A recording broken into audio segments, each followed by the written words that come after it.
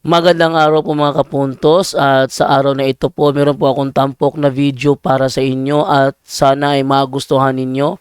Kaya sa mga bago pa po sa aming channel, please po don't forget to hit the subscribe button at ang notification bell para maging notified kayo sa bawat video na ilalabas ko sa channel na ito. At bilang kahilingan po ng punto por punto team at naway maintindihan po ninyo, sana po wag nyo pong i-skip yung mga ads sa aming mga video. Sa maliit na bagay na po na yan, malaking tulong po yan sa ating programa at sa ating ministry. Sana po maunawaan po ninyo. Maraming salamat po, kaya wag na po natin patagalin. Simulan na po natin.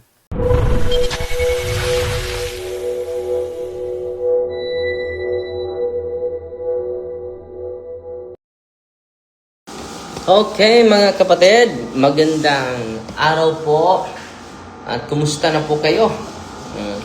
Sana po ay nasa mabuting kalagayan po kayo at pasalamat tayo sa Diyos na additional na lakas na ibinibigay. Salamat pala sa nagpadala sa atin ng magandang t-shirt from Canada. No? Salamat na ang Diyos lang po ang magsukli sa kabutihan ninyo. Okay? At meron pang mga maraming chocolates na hindi magpa-labi na pagkain ng chocolate dahil delikado sa diabetes. So ngayon mga kapatid, ang isusunod ko na i-share sa inyo ay patungkol sa itong closing the occult third eye. Okay? Part 2 po ito. So, itong mga instruction ni Father Cabading ay very important po. At before that, greetings muna tayo ni Bonita Caparoso, nanood sa atin ngayon. Si Rica Rondes Batug, Juby Rosario, Neil John, morning Father, God bless you po. Si Miracar Ardan is watching. Si Neil John, nanood sa atin ngayon.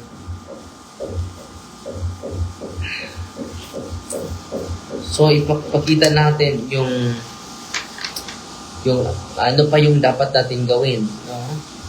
So, patuloy tayo. It is necessary for the victim to have gone to the sacramental confession before any spiritual liberation prayers are to be done. So, dito mga kapatid, very essential ang sacrament of confession. So, sa ating office, salamat tayo. Maraming mga pari na very dedicated, very committed to give the sacrament of confession. So, tinutulungan nila ako. Dahil hindi ko kaya ako lang. Dahil halos 1 taon o 2 taon mga kapatid, ako lang magpakumpisal, ako lang ang mag-deliverance, ako lang ang mag-exercise, ako lang lahat.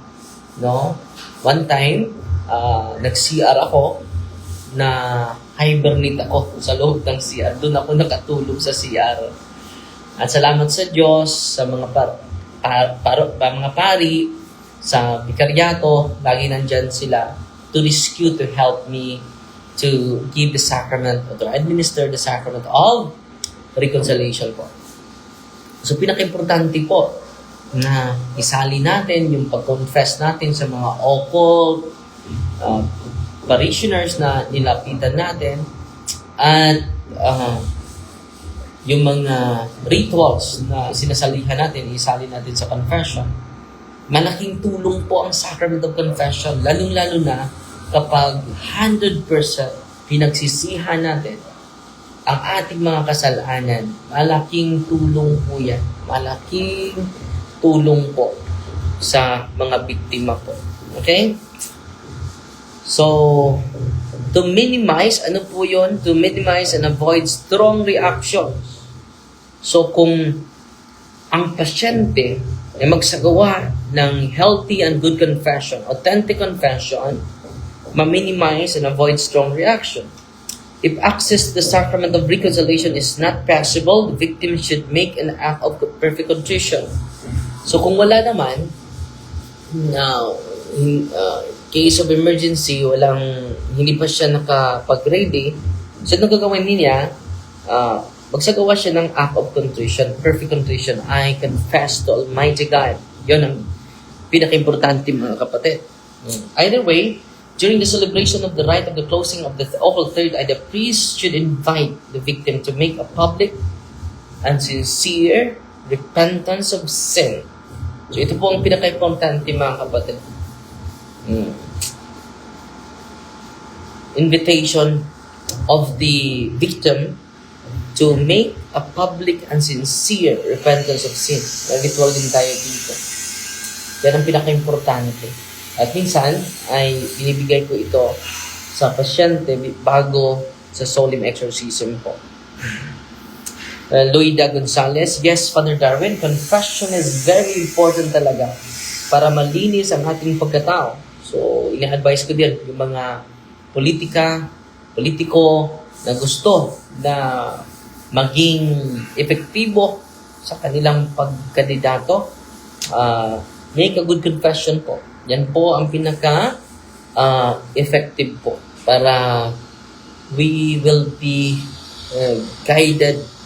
We will be guided by the Holy Spirit. Okay?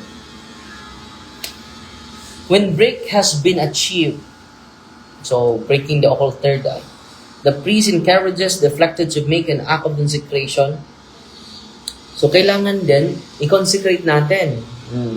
Kahit hindi tayo hinahasa, dapat i-consecrate natin yung buhay natin sa Panginoon. Wala nang iba pa. Dapat i-consecrate natin yung ating sarili sa Diyos.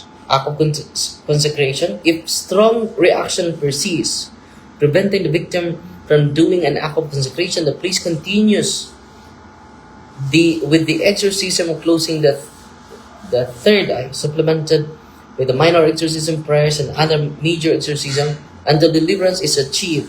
It is impossible to make the act of consecration with very little difficulty on the part of the victim. Minsan, mga kapatid, hindi pa sila makapag-pray dahil hinaharas pa sila. Anong gawin ng mga exorcists? Iulit yung closing the occult of the prayer of the third eye. Nandyan din yan sa aklat ni Father Sikia, mga kapatid. Kung hindi pa siya makapag-recite, pero makapag-recite na sila, very good. Magandang sinyalis yan. If reactions still occur even after the act of consecration, it may be suspected that the afflicted is not sincere, lacks of faith, and that there is a possibility that the person only wants the demon of divination removed, but would not want the power to taken away. So, after sa act of consecration, kung mag-react na naman, posible attached pa siya sa kapangyarihan na ibinigay sa occult spirit sa kanya. Alam nyo, meron silang kapangyarihan na taglay na galing sa mga occult spirits. So, hindi pa sincere. Kailangan makatibigay siya uli. In this case, proper evangelization and counseling will be necessary. So, ulit naman, special evangelization, special catechism sa kanila. And then, counseling and evangelization are very necessary para tutubo yung kanyang spiritual growth and then spiritual devotion to the Lord alone, because God is more than enough. God is more than enough. If the afflicted the later date has mustered enough faith and courage to have truly the occult third eye closed, then the whole rite is repeated from the beginning. So, tanungin natin, ready ka na ba? Kung hindi pa, susunod na lang. Dahil ang efficacy nito with your cooperation. Efficacy of closing the occult third eye will become effective when you are spiritually prepared. Okay? After the anointing with chrism on the forehead, so gagamitin sa mga exorcists chrism oil. If the priest finds it helpful, he can do the multiple anointing using chrism of the senses. Okay? Ganda na. This action emphasizes the total reconsecration of the person to God. So, anong kahulugan yan? This action emphasizes Ano yung emphasize dito? The total reconsecration of the person to God. Total reconciliation to God. So yan ang pinaka-importante mga kapatid. So kumplito po. Meron tayong anointing oil, meron tayong chrism oil, meron tayong catechumen. Minsan gagamitin ko yan to close the third eye. After the closing of the occult third eye, the priest exorcist can proceed with a minor exorcism, a major exorcism, as a situation requires in order to diagnose if an unclean spirit is still attached to the person afflicted. So makikita yan. Kapag mag-react pa, meaning to say, nandyan pa yung attachment sa spirits. Hindi madali yan. Pero when the patients will cooperate wholeheartedly, madali lang po. Madali lang po. Okay? If no major reaction on the part of the afflicted viewers during the above anointing and giving the blessed soul is a very good sign that the demon of divination has been expelled. The closing of the occult third eye has been achieved. So marami na tayong mga pasyente, hindi na magbilang po, na close na yung occult third eye nila, yung psychic abilities nila. Yung psychic abilities nila, makapaghula sila. Ano mangyari sa'yo? Ang psychic ability, alam nila yung sakit mo. Yung psychic ability, alam nila, no? Kailan ka mamamatay. Malalaman nila yan. So yan po ang kino-close natin. At marami sa mga pumunta sa office natin, kung active yung psychic abilities mo, makausap mo na yung mga espiritu, delikado na po yan. Dapat makipag-konsulta na kayo sa mga exorcist po. Yan po ang pinaka-importante mga kapatid.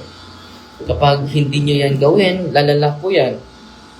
Ang makatulong sa inyo, so kailangan talaga na may exorcist bawat diocese para matulungan natin yung mga tao na hindi nila alam na hinaharas na pala sila ng ating kaaway. Hindi nila alam. Akala nila yung yun ay natural lang. Pero it is already a harassment. Okay? Kasunod, i-discuss natin yung typical manifestation experienced by the afflicted. Okay? Yan ang i-discuss ko sa sunod na live natin. Yung typical manifestation of the... Sabi mo? Bahati ko tubig di Jimboy ma. Ay, tama. Okay, tubig di Jimboy ma. So, i-discuss ko ngayon sa sunod yung typical manifestation experienced by the afflicted. Para kung meron man sa mga pasyente natin, sa mga nandito ngayon, maka-relate, dapat magsagawa kayo ng deliverance at renouncement. Yan po ang pinaka-importante mga kapatid sa ating pamilya. Dapat talaga mag-renounce dahil bakit magulo yung buhay natin. Marami sa atin ay laging pumupunta sa mga albularyo. Marami sa atin pumupunta sa mga occultista, espiritista. Marami pa rin sa atin ngayon. At mga occult practitioners pa. Mga New Age movement po. Kailangan natin ma-renounce yan. Pag hindi ma-renounce yan, magulo yung buhay natin. Dudubli yung gulo. Meron pa tayong mga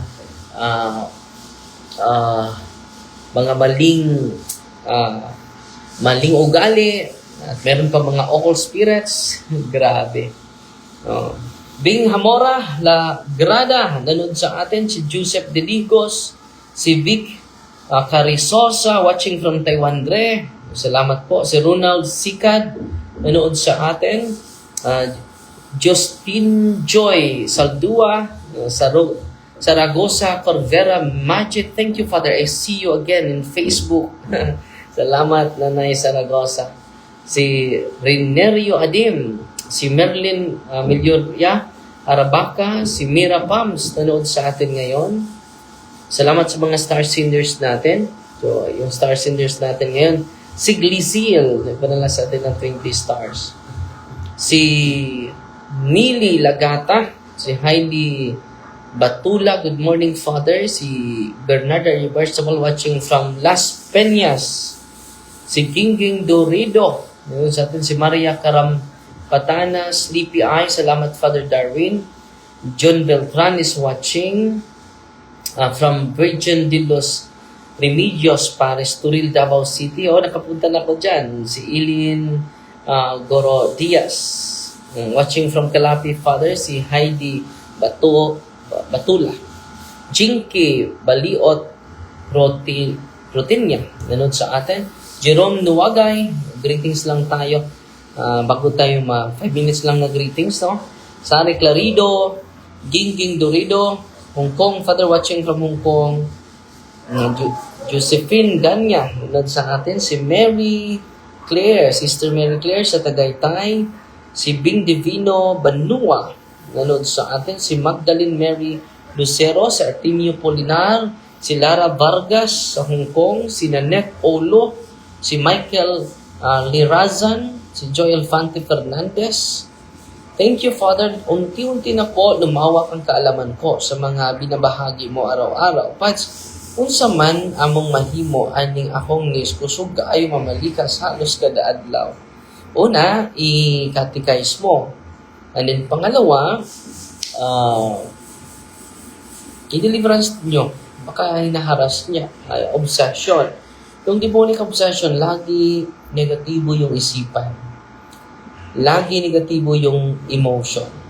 Kailangan i-invite din sa sacrament of confession po. Si Ate Sandra Tan. Ate Sandra, kumusta? Magandang umaga, Ate Sandra. Si Laura Kasipong, good morning, Father Darwin, watching from Cebu. Giovanni Tixongan. Si Edita Sumaylo, watching from Iligan City. Linta Pao, nanood sa atin from Hong Kong. Si Rose Villa Gabriel, Isabel Leite. Si Melanie Sukong Jugi, Artemio Polinar, watching from Divine Mercy Village, Opol, Misamis Occidental. Si Bing Hamora Lagrada, watching from Iligan City. Sana po makaanhi ka dire sa amua sa Iligan City. In God's time po. So hindi ko na mabasa yung ibang mga komento dahil ang dami po. Si Flora Kasipong from Cebu. Si Ellen Santo Niño Pares Turel, si Ellen Goro Diaz, nanood sa atin. Si Hershey Jones of Manila, Intramuros. Si Adro Hakamos, nanood sa atin. Ang dami mong nabago, Father. Si Jos Tinjoy Chaldua. Ako, isa ako sa bilang. Salamat po. Okay, salamat dahil sinisikap natin na nakatikize natin yung mga tao na laging sumusunod at sumasubaybay sa atin. Si Ate Ems is watching. Si Dix Let's Braga. Good morning, Father. Watching from Cebu. So, 3 minutes na lang, no? At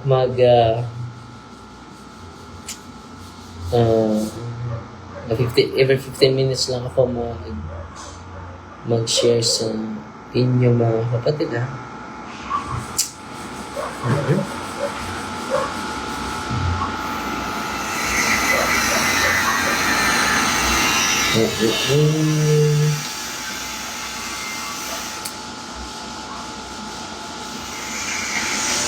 Si Trice Kaguko Del Monte, dili makadawat og sayo pads kay professionals man good siya, lisod kaayo pa sabton. Kaya di lang. Patuloy lang na magkatikais, huwag kang wala ng pag-asa. Dahil yan ang pinaka-importante mga kapatid. Patuloy na mag-share sa ating mga kaalaman na ating natutunan sa simbahan po. Balik ni Maluoy Ginoo karong Bernes na sa office si Maricel Baluran Infante. Yes, welcome naman. Si Kael Barquez nunod sa atin. Si Oriza Rose Ram nunod sa atin. Si Luz Tima. Si Lorna Alberto Lonezo. 1 minute na lang, no? At pray na lang tayo. Closing prayer lang tayo, no? Yan. Father, the Son, and the Holy Spirit, Amen. Saint Michael the Archangel, defend us in battle. Be our protection against the wickedness and snares of the devil. May God rebuke him. We humbly pray, and do thou, Prince of heavenly hosts, with the power of God, cast into hell Satan and all the evil spirits who prowl through the world seeking the ruin of souls. Amen. In the name of the Father, and of the Son, and of the Holy Spirit. Amen. Fighting Maria, with with a humble heart.